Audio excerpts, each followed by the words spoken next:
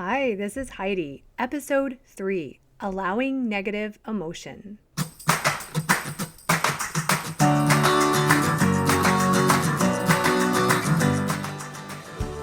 This podcast is for people who want to create more confidence and show up as their best self every day.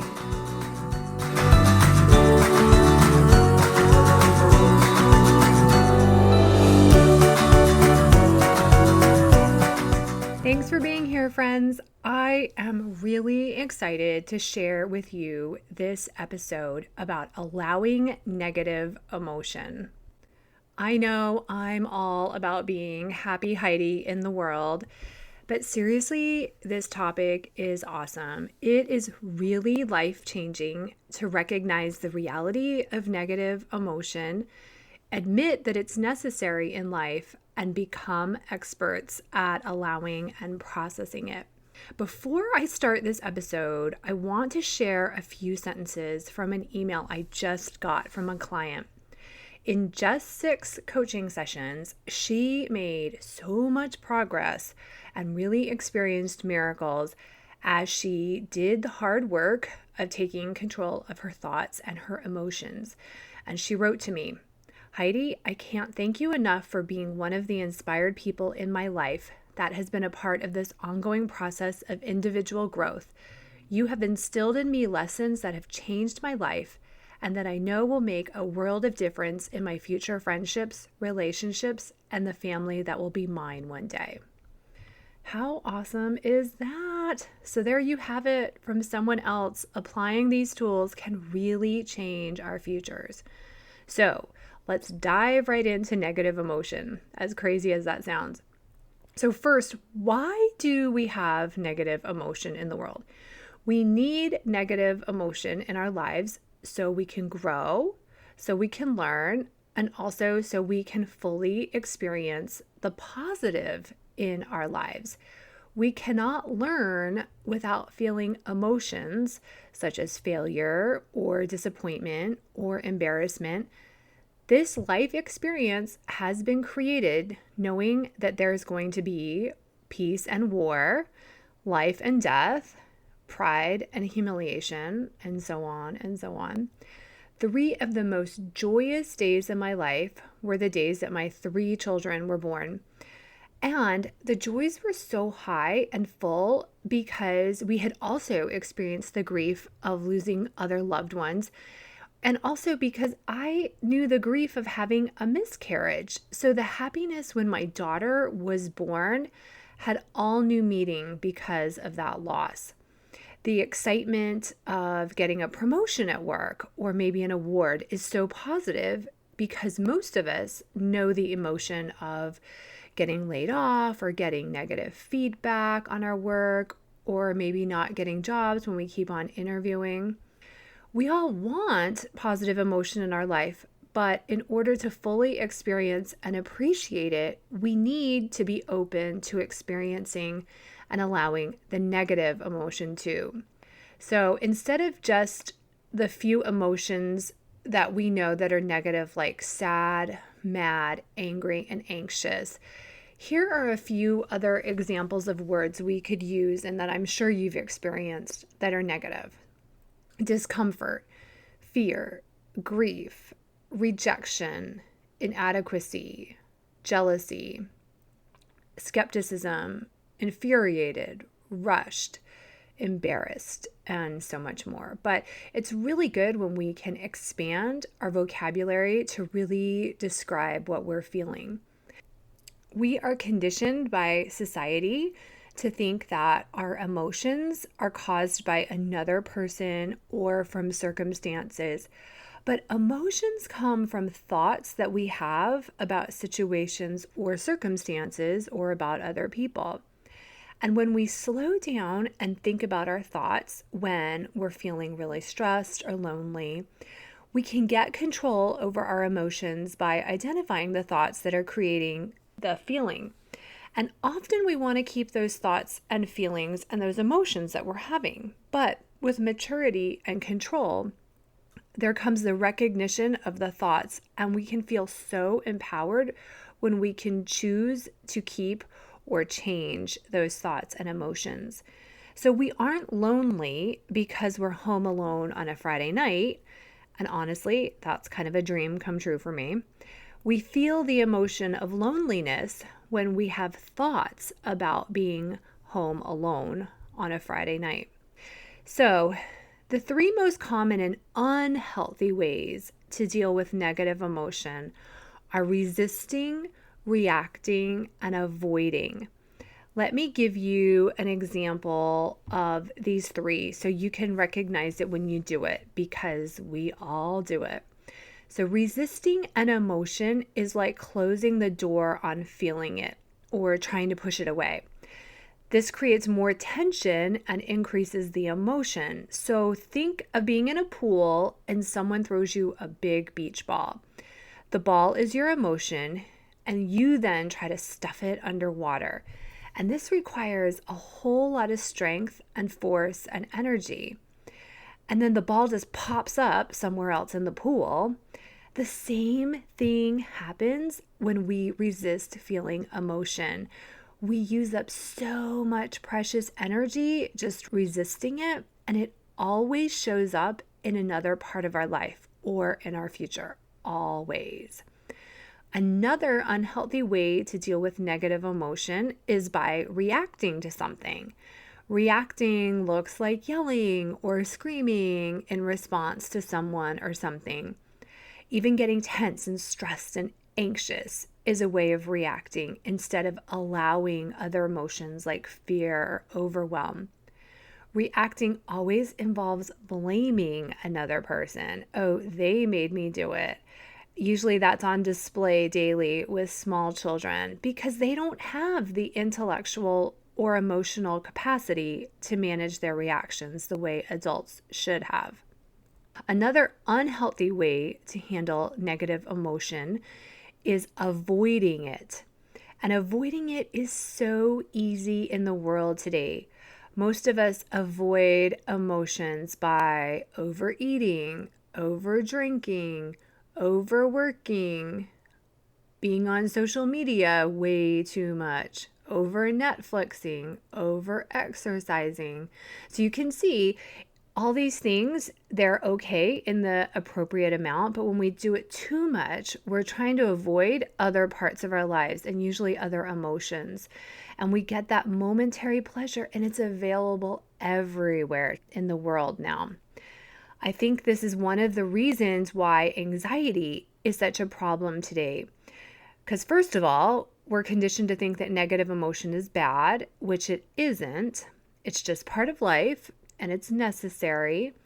And we haven't been taught how to allow it.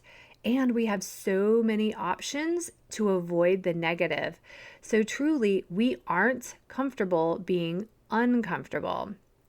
When we feel negative emotion, we do not want to resist it or react or avoid. So, what do we want to do with negative emotion? We want to allow the negative emotion, and I'm going to teach you how to allow. When you notice a negative emotion and you're feeling, okay, I want to get rid of this, or I don't like this, or you start to resist it, what I want you to do is get very still and start becoming very aware of your body. I like to close my eyes if I can and try to get very present. And I ask myself, okay, where am I feeling this? I personally feel a lot of negative emotion in my stomach and in my chest. If it's a really heavy feeling, I'll also kind of say, okay, what color is it? I try to breathe. I open my heart and my head and my entire body to feeling the emotion. And I tell myself, okay, it's just a vibration. It won't kill me. And as I practice this, I really allow the emotion deeper in my body because I know it's going to pass a lot sooner. And I'll also have a lot more clarity over my reality than if I try to just ignore it. So let me give you a couple examples of allowing emotion. A couple years ago, a friend of mine had her cancer reoccur, And with her, we had been on this cancer train for a couple years, and we knew that if it recurred, there was nothing the doctors could do and that it would be terminal. And she had been putting up a really good positive attack on the disease, and really, we hadn't gotten mired down in a lot of the negativity. But she told me that the test results had come back and they had a recurrence, and we weren't really shocked.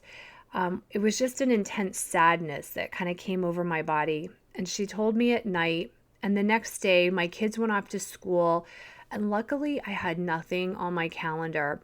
And I literally said it out loud. I said, I am going to be sad today because I could feel it in every part of my body. And I'm not someone that is conditioned to really be sad, but I was feeling it, and I knew I had to embrace this sadness, knowing I was going to lose someone who was so close to me. It was beyond anything I thought I would ever have to go through or could even handle. And I laid on the couch all day, which is very uncharacteristic of me. I thought of this sadness. I didn't want to bring other people into my sadness, but I got very centered in my head and my body. And just acknowledging and allowing the hard emotion empowered me so much as I helped her through the next 12 months of her life. They weren't sad months since I wasn't resisting the emotion. I could really be present for all of the ups and downs that were going to come. Another situation occurred just a few months ago. I was asked to go into my children's school to have a meeting with a few teachers, and this was a follow-up meeting where one of the teachers in a previous meeting had been incredibly unprofessional and inappropriate to me, and this teacher needed to apologize. And I knew it would be a very uncomfortable meeting, but I knew I had to get through it. And I also knew that even in this uncomfortable setting, I wasn't the one at fault. But I really prepared myself saying, okay, I want to see where I feel uncomfortable in my body. So when the teacher came into the room, I really got into my body and I was like, where am I feeling this? I don't want to be thinking any other thoughts. And I wasn't feeling any other emotions because I wasn't angry or resentful. I had totally forgiven the teacher. She didn't need to apologize for my forgiveness because I had already given that. Because I had none of that other emotion, I was like, I can feel the uncomfortableness in my arms, and I felt a little in my chest. And I was disappointed that she did not apologize, but I was really proud of myself for allowing that emotion. The meeting ended, and I knew, okay, I can survive really deep discomfort. So negative emotion really will pass quicker when we allow it. So, why do we sometimes want to avoid these emotions or resist them? First, our primitive brain wants us to think that these emotions are actually threats to our life. But we don't have the same dangers in the world that existed thousands of years ago. We are programmed to want to avoid danger, but there really is no danger to us feeling these emotions. They're not going to kill us. And second, negative emotion doesn't necessarily feel good in our body, so we try to avoid it. And in our world today, we have so much access to instant pleasure, like I talked about before, to help us avoid the negativity or even buffer from it. So instead of sitting in discomfort or pushing ourselves toward goals or having difficult conversations with people, we can instantly get a hit of dopamine from social media or other shows or sugar-loaded foods. And these things will give us momentary pleasure and escape, but they always compound the problem and create additional negative emotion. And I'm going to go into this more in another episode on buffering. I have found that there are negative emotions that, believe it or not, I do want to invite into my life. And I want to tell you about some of these emotions. So the first is discomfort. So even though I gave you an example of discomfort at the school meeting that I didn't want to invite that into my life. There's other discomfort that does help us grow and is necessary.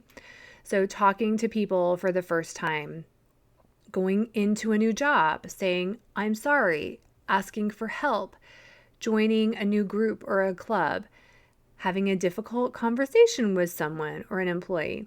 That discomfort that we feel is not dangerous. And if we can push through it and allow the emotion, we can feel even greater positive emotion on the other side. It's discomfort that allows us to feel greater comfort.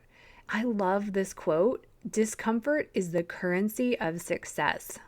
So true. Nobody succeeds sitting in a pool of comfort. Another emotion that I welcome in occasional doses is fear. So not fear for my life, but the fear knowing that I can grow and expand my life and my business and my experiences if I am able to allow maybe some fear of vulnerability or fear of embarrassment or even fear of failure. Another emotion I try to welcome is nervousness. We need this emotion at times to accomplish goals or do things for the first time. My son learned to drive this past year, and he wouldn't have learned if he hadn't conquered the nervousness of driving for the first time. It can also appear like bravery or self-confidence. Those are words that we see as strengths in people. But to live a brave and confident life, we have to get comfortable with being uncomfortable and having fear and being courageous. All of those have the same feelings like butterflies in our stomach. Those are not feelings of like sitting on the beach. But if we get good at welcoming those emotions and allowing them in our bodies, we are so much more able to feel the joy and the happiness and the peace in life. I even want my children to experience the negative emotions so they aren't scared of it and they can grow from it. A few years ago, one of my sons tried out for a basketball team and he didn't make the team. And I wasn't happy that he didn't make it, but I saw it as a good experience for him to see what rejection and failure might feel like. And I told him that I already felt like he had won because he had had the courage to try out and he handled it so well.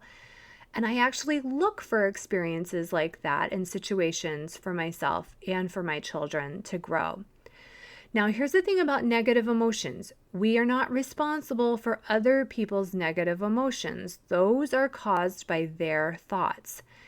And we have more energy and focus on managing our emotions when we release the control and undue attention that we place on controlling how other people feel. A lot of people come to me and they want to feel better. And I understand why everyone wants more happiness in their life. I want that too. As we do this work, please remember that the answer to your progress will sometimes lie in feeling and allowing the negative emotion, allowing yourself to sit in the disappointment that a child isn't making good choices, or leaning into the anger that a spouse was unfaithful, or sitting in the guilt or the shame of knowing we made mistakes. Understanding and allowing these emotions are part of being a human, and they increase our ability to not buffer with unnecessary pleasures and to be in full control of our lives. Spinning in negativity doesn't feel good, but knowing we can confidently handle any emotion does feel good. And everything passes in life. The bad will pass eventually, and the good will pass. This perspective is good for any emotion. If you'd like me to show you how to handle specific emotions that you're experiencing in life, sign up for a free coaching consult call at HeidiBenjaminson.com, or you can email me at Heidi@HeidiBenjaminson.com. In just 1 hour of coaching, I can help you see and experience your world in a different way. So please subscribe to Hi, This is Heidi so you don't miss an episode, and leave me a review in iTunes or wherever you listen to podcasts so others can find these tools as well. This work is totally worth it. Building our brains and our confidence is the best investment we can ever make. I'll see you next week.